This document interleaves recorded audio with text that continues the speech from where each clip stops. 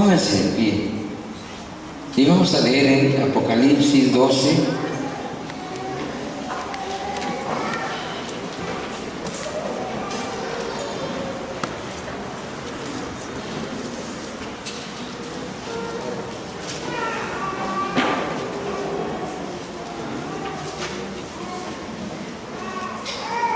Apocalipsis 12, versículos 10 y 11.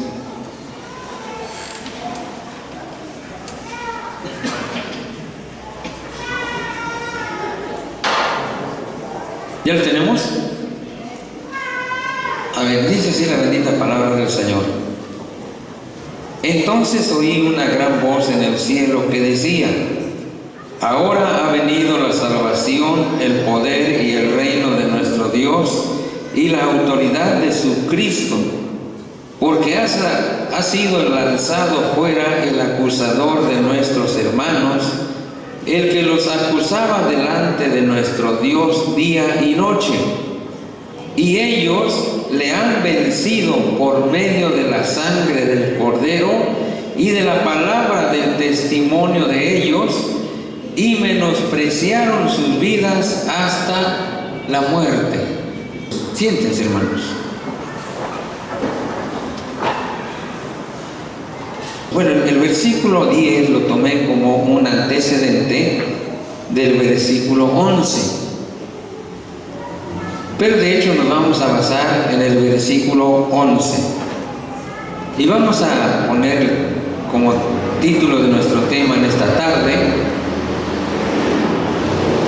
el título sería el siguiente: ¿cómo ser vencedores? ¿Amén? ¿Cómo ser vencedores? Bueno, pensé en este tema por los hermanos que están pensando en bautizarse si Dios cambia sus vidas.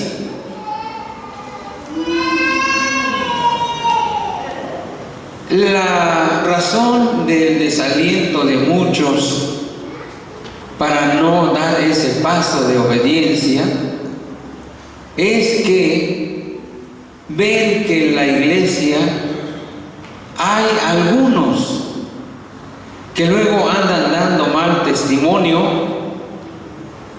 y otros que caen de la gracia de Dios y pasan semanas, meses, años y no se levantan. Y esto desanima a algunos, porque he oído decir, por ejemplo, esta frase: pues para que me pase lo que a fulano o a fulana, pues mejor me espero todavía y lo voy a pensar. ¿Por qué? Porque tienen temor de fracasar en su vida espiritual. Tienen temor de que solamente permanezcan por un poco de tiempo en el camino de Dios y luego se aparten, sean vencidos por el pecado y ya no puedan seguir adelante, y después aún andar como, dando mal testimonio. Ese es el temor que tienen.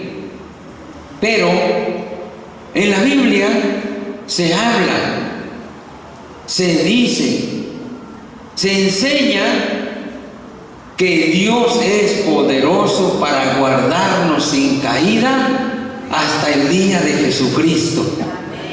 ¿Cuántos decimos amén? Así está escrito, así como tal como lo dije. Poderoso es Dios para guardarnos sin caída hasta el día de Jesucristo. Es decir, hasta que el día en que Cristo venga por su iglesia. Dios tiene el poder suficiente para mantenernos sin caer, sin apartarnos del camino de Dios, sin andar dando mal testimonio. Amén. Sino que seamos cristianos que estén firmes en el camino de Dios Y no solamente esto, sino aún ayudando a otros a salir de la esclavitud del pecado, enseñándoles y animándoles con nuestro testimonio de que es posible ser firmes en el camino de Dios. Hay muchos hermanos, gracias a Dios, hay muchos hermanos aquí y están aquí presentes que creyeron en el Señor, le entregaron su vida al Señor y hasta el día de hoy Dios los ha guardado sin caer en pecado de muerte. ¿Cuántos dan gloria a Dios? Dios los ha guardado de no caer en pecado de muerte. ¿Que han tenido tentaciones? ¿Quién no las ha tenido? ¿Que han ofendido a Dios? ¿Quién no ha ofendido a Dios? Todos lo hemos ofendido. Pero una cosa es pecar y pecados que no son de muerte, porque la Biblia así lo enseña, ¿verdad? Hay pecados de muerte y pecados no de muerte, lo dice en Primera de Juan. Si alguno ve a su hermano cometer pecado que no sea de muerte, orará a Dios y Dios lo levantará. Pero dice, eso es para los que han caído, han cometido pecado no de muerte. Hay pecado de muerte por el cual yo no digo que se pidan. Es decir, que el pecado de muerte se arregla de otra manera. ¿Sí, amén? No es nada más con un perdónenme, no. El pecado de muerte tiene que ser, el procedimiento es que se le haga juicio a la persona que cayó en pecado de muerte, se establezca un castigo, hablamos de castigo espiritual, y entonces Dios le dé la oportunidad de restaurarse. Es lo que hemos aprendido, ¿sí o no, hermanos? ¿Sí o no? ¿Hay otra forma de arreglar el pecado de muerte? No, no hay otra forma. Es la forma en que nos presenta la Biblia de acuerdo al nuevo pacto o al Nuevo Testamento. Amén. Bien. Entonces, los que están pensando en bautizarse deben pensar, no, o bueno, deben ver, sí, a los que fracasan, pero también deben ver a los que permanecen. Amén. ¿Sí, amén? Y por gracia de Dios han sido más los que han permanecido sin caída. Gloria a Dios. La mayoría ha sido guardada por el poder de Dios y están firmes en el camino de Dios sin haber caído. Tomen en cuenta el ejemplo de ellos. ¿Sí, amén? Y no se desanimen por los que sí han caído. Ahora, inclusive, algunos están perseverando y a lo mejor pronto se restauran. ¿Qué es lo que deben hacer? Porque si nada más perseveran y no procuran su restauración, el Señor va a venir y se van a quedar. De nada habrá servido que estén perseverando si no procuran la restauración de su vida espiritual con Dios. Bueno, ¿cómo ser vencedores? A ver, vamos a leer el versículo 11. Y ellos, ¿quiénes? Aquellas almas que Juan vio, amén, que ya habían alcanzado la final salvación. ¿A qué me refiero cuando digo final salvación? Bueno, quiero aclarar esto. Cuando se habla de la salvación, se habla de una salvación en tiempo presente. El que creyere y fuere bautizado será salvo. ¿Cuándo va a ser salvo? Cuando crea y sea bautizado. ¿Sí, amén?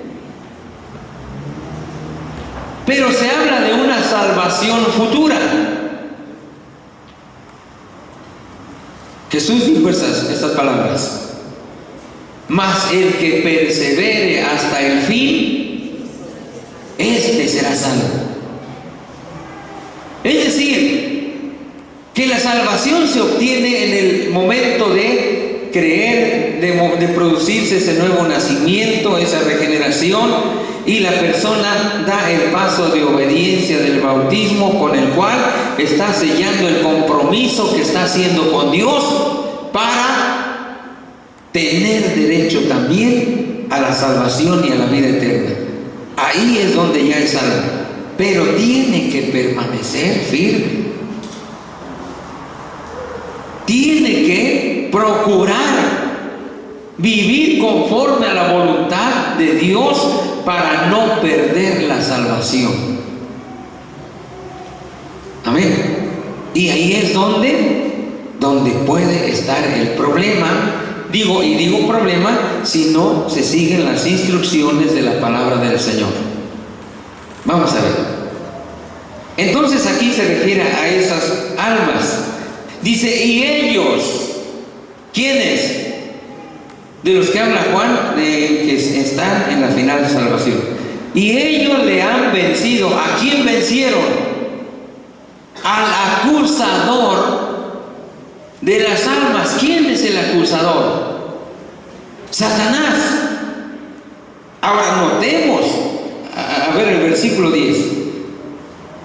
Vamos a leer, dice: entonces oí una gran voz en el cielo que decía: ahora ha venido la salvación, el poder y el reino de nuestro Dios y la autoridad de su Cristo, porque ha sido lanzado fuera el acusador de nuestros hermanos, el que los acusaba delante de nuestro Dios día y noche. Oigan esto, hermanos. Pongamos atención a esto. Hay quien nos está acusando delante de Dios día y noche.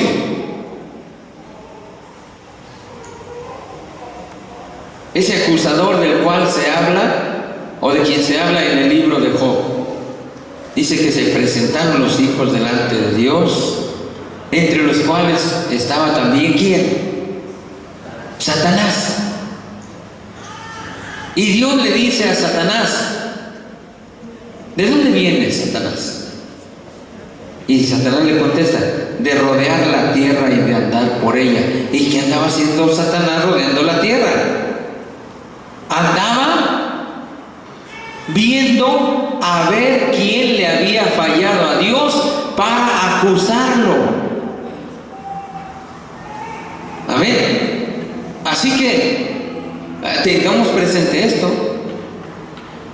Yo creo que durante el día Satanás viene por aquí a rondar nuestra vida y a ver qué andamos haciendo.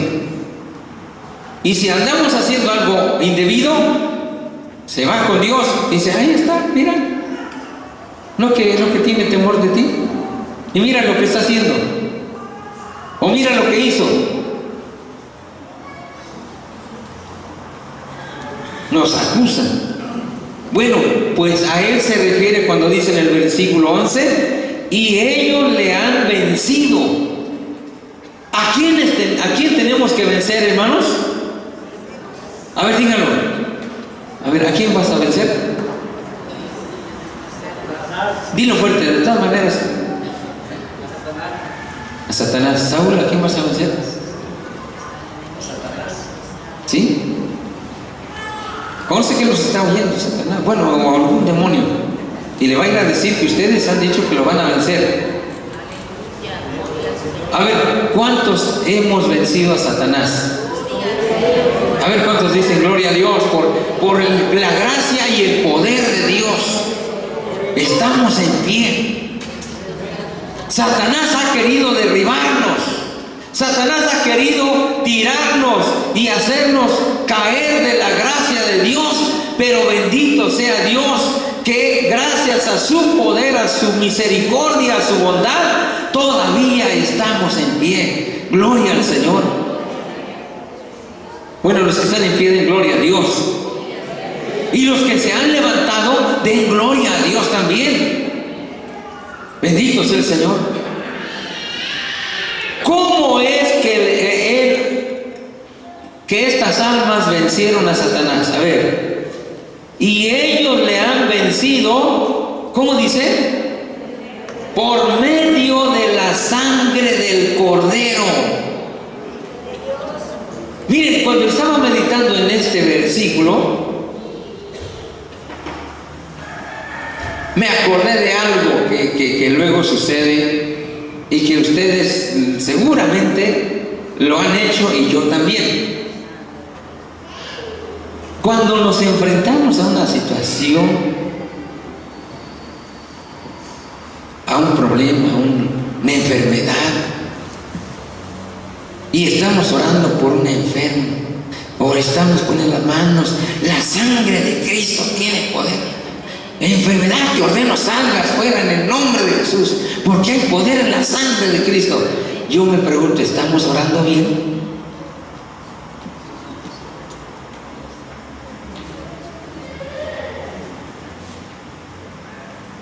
Eso estaba meditando. ¿Oramos bien cuando hablamos de esa manera?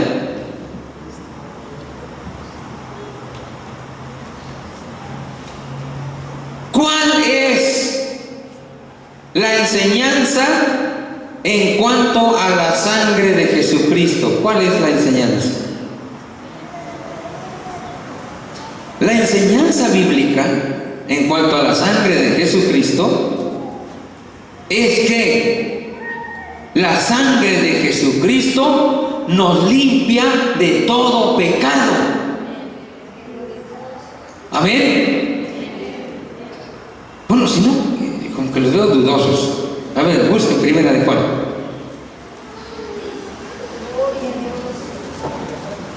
Primera de Juan, capítulo 1. Versículo 7 dice: pero si andamos en luz como Él está en luz, tenemos comunión unos con otros, y la sangre de Jesucristo su Hijo nos limpia de todo pecado. Entonces la sangre de Cristo tiene una función, diríamos, y la función es limpiar de pecado, no para echar fuera enfermedades, ni para echar fuera demonios. No, para eso el Señor fue claro cuando dijo: estas señales seguirán a los que creen. En mi nombre echarán fuera demonios. No, hay que, en la sangre de Cristo te ordeno. No. En el nombre de Jesús. Satanás, en el nombre de Jesucristo de Nazaret, te ordeno que salgas fuera. Y Satanás va a salir. ¿Por qué? Porque hay poder en el nombre de Jesús. Amén. Sobre los enfermos pondrán sus manos y sanarán. No dice que digan que la sangre de Cristo, por la sangre de Cristo va a salir la enfermedad. No dice eso. No dice eso la Escritura. En Hebreos dice en el capítulo 9,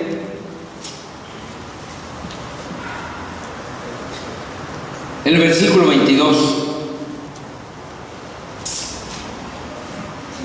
Bueno, desde el 20.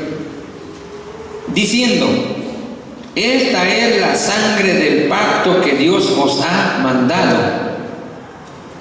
Y además de esto, roció también con la sangre el tabernáculo y todos los vasos del ministerio. Y casi todo es purificado según la ley con sangre. Y luego dice: y sin derramamiento de sangre no se hace remisión. La sangre de Cristo es para limpiarnos del pecado, para que nuestros pecados sean quitados. Gloria a Dios.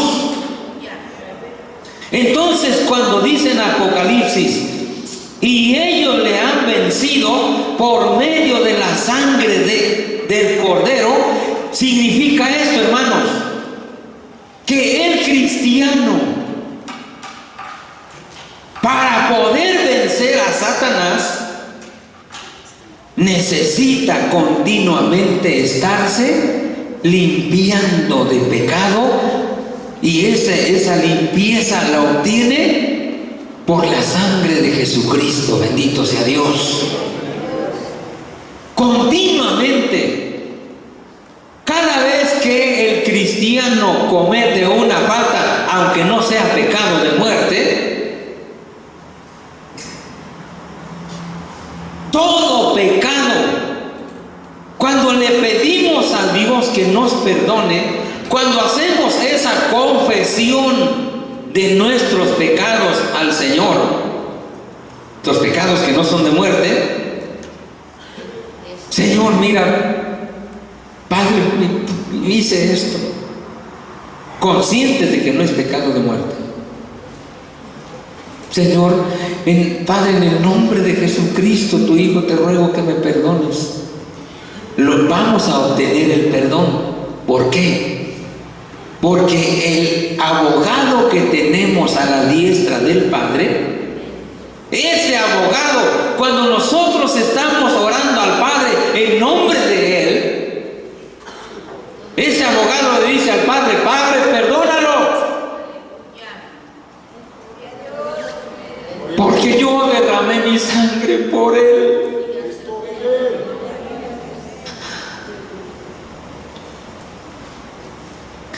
Él es limpio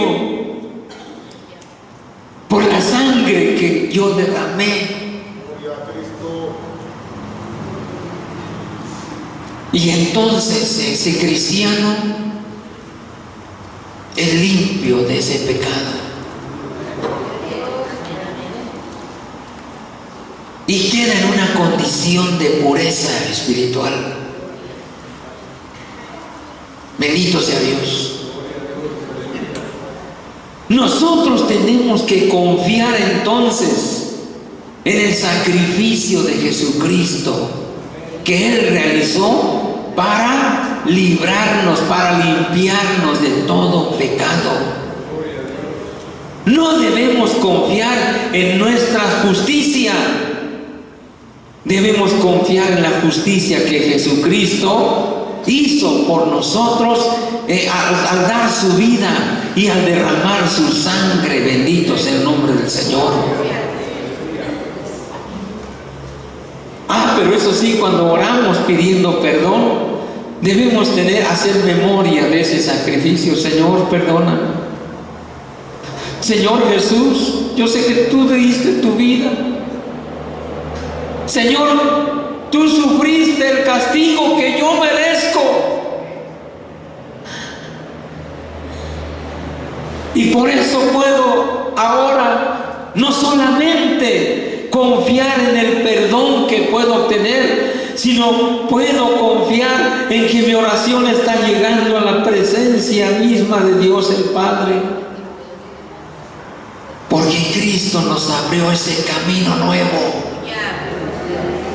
Ese camino que la humanidad no tenía, pero que el Señor Jesucristo lo abrió para que nosotros podamos presentarnos en el lugar santísimo, en la misma presencia de Dios, por medio de la oración.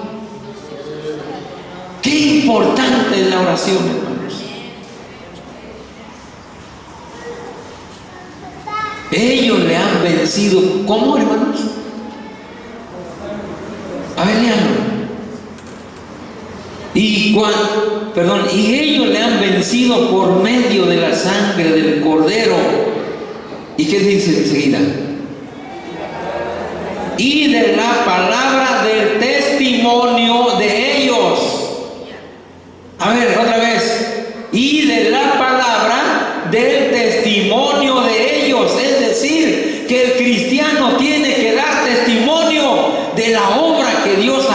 en su vida. Bendito sea Dios. Un cristiano que da testimonio de la obra de regeneración, del cambio de vida que Dios ha obrado en él. Un cristiano que habla y no se avergüenza de hablar del poder de Dios. Es un cristiano que va a fortalecerse cada vez que habla. ¿Por qué?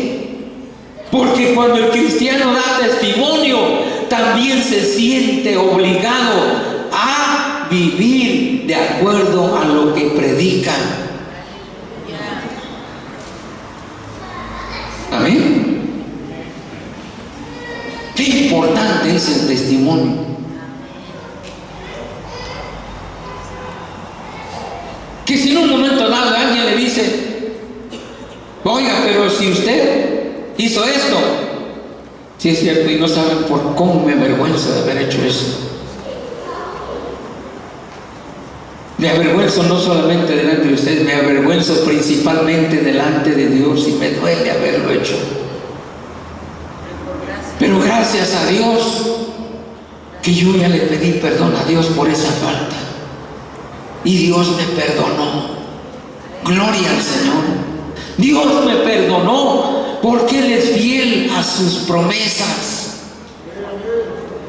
Entonces estamos dando testimonio también de que Dios perdona cuando nosotros nos arrepentimos de haber hecho lo malo delante de su presencia. Gloria al Señor. El testimonio. Ahora, noten cómo una cosa va unida a la otra. Para que haya un buen testimonio, la persona tiene que haber sido limpiada de sus pecados. La persona que va a dar testimonio de la palabra de Dios, del poder de Dios, tiene que estar viviendo una vida diferente a la vida en que vive el mundo en general. Amén. Y para lograr eso, tiene que ser perseverante. ¿Cómo tiene que ser? Perseverante. Amén. ¿Perseverar en qué? Aquí no lo dice, pero se infiere de lo que está diciendo al final de este versículo. A ver, dice, después donde dice, y de la palabra del testimonio de ellos, dice: y menospreciaron sus vidas hasta la muerte. A ver, díganlo conmigo. Y menospreciaron sus vidas hasta la muerte. ¿Qué quiere decir que menospreciaron sus vidas? ¿Qué quiere decir?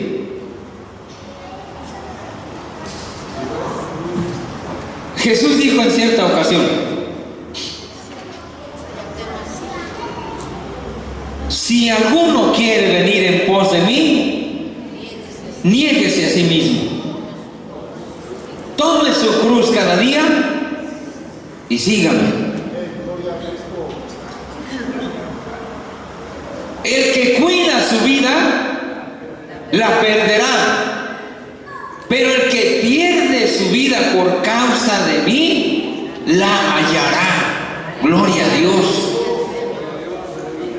Menospreciaron su vida hasta la muerte. Es decir, que la persona, el cristiano, debe de tomar la decisión de no andar haciendo su propia voluntad, sino la voluntad de aquel que dio su vida por él en la cruz del Calvario. Hacer la voluntad de Dios. El ejemplo nos lo puso el Señor Jesucristo.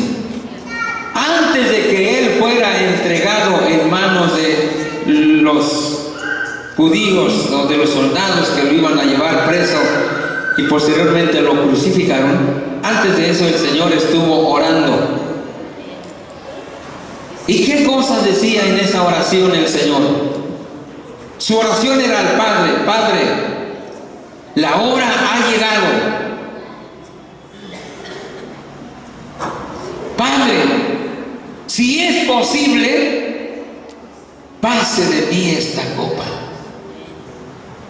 pero no se haga como yo quiero, sino como tú quieres. No se haga como yo quiero, no se haga mi voluntad, sino que se haga la voluntad tuya, Padre. Aunque tenga que sufrir, pero que se haga tu voluntad y no mi voluntad. Amén. Eso es menospreciar la vida.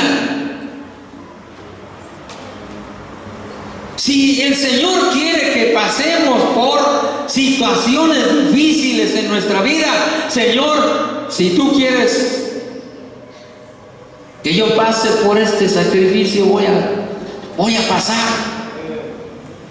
Y tú me vas a sostener.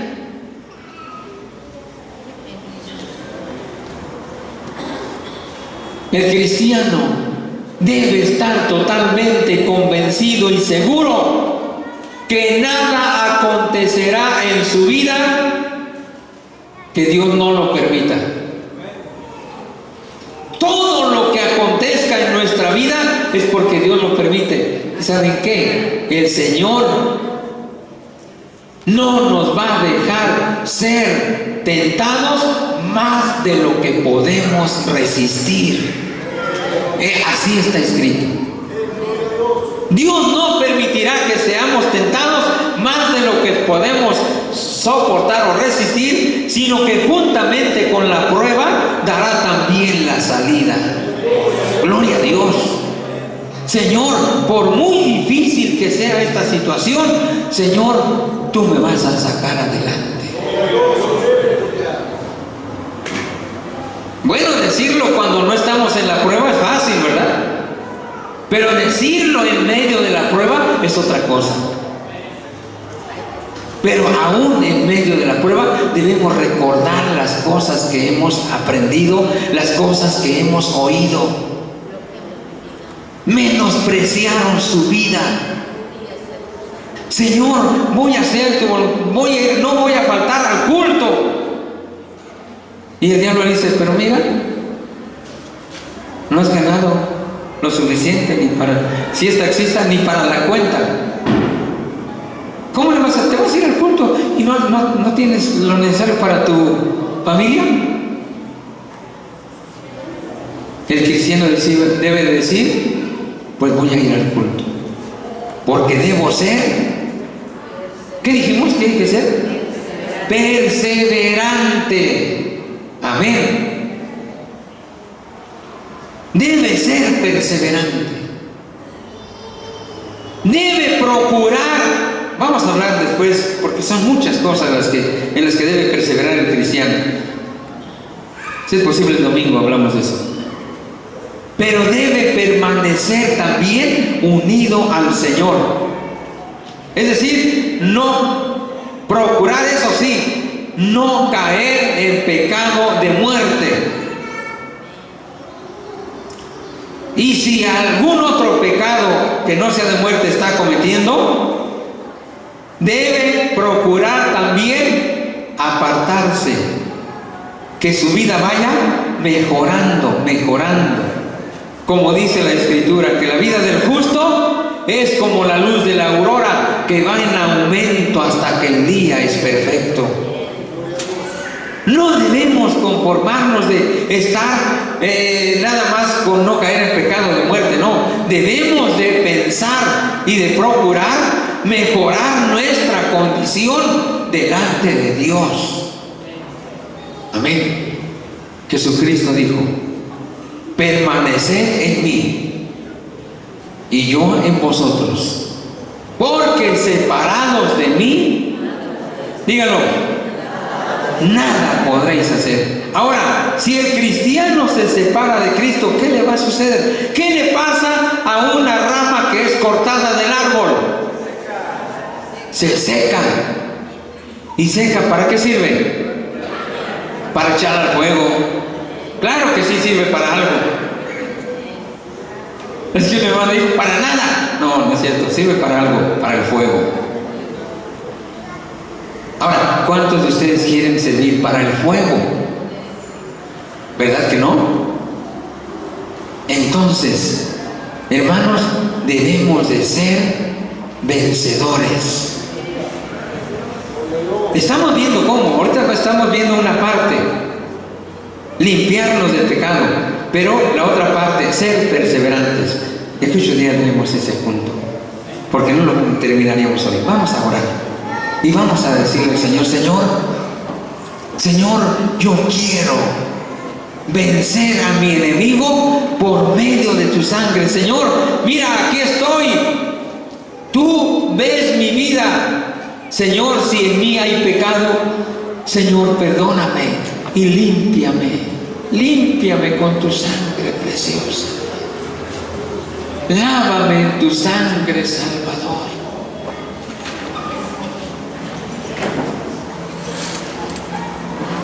Pues queremos pasar aquí adelante y decirle al Señor, Señor, límpiame, porque no quiero que el enemigo me diga, mira, tú estás orando y estás en pecado. Tú estás orando y mira cuántas faltas tienes. ¿Cuántos quieren salir limpios, completamente limpios el día de hoy? A ver, ¿cuántos quieren salir limpios? Completamente limpios.